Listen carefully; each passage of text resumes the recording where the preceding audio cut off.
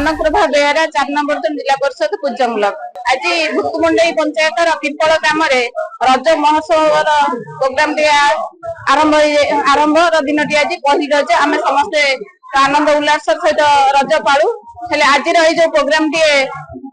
One Bihari सांस्कृतिक परिषद तरफ आयोजित करा तार नाम था भूमिष्ठ प्रणाम। यही भूमिष्ठ प्रणाम गुरुजन मान विशेषकर वयोज्येष्ठ लोक मान किभली भाव आम टे खुशी दे पार से गोटे सुंदर प्रयास थिला जो कि ग्रामर गुरुजन मान माँ मौसी मान बापा गुरुजन मान माँ मौसी मान मौसा मौसी मान सुंदर सहित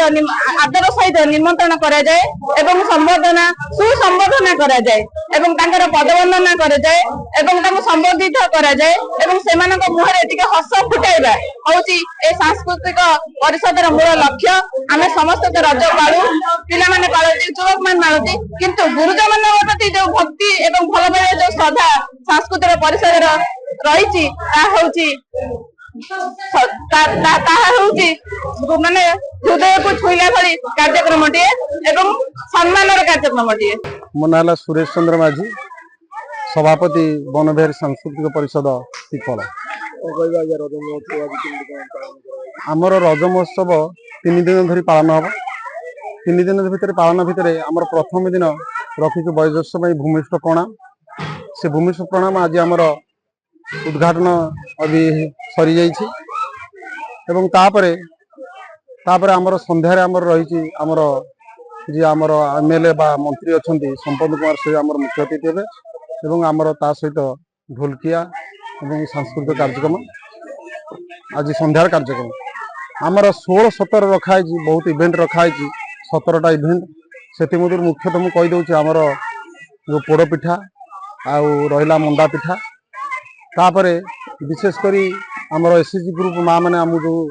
सहयोग आ समर्थन दौरान से मुख्य खेल रही गोटे म्यूजिक चेयर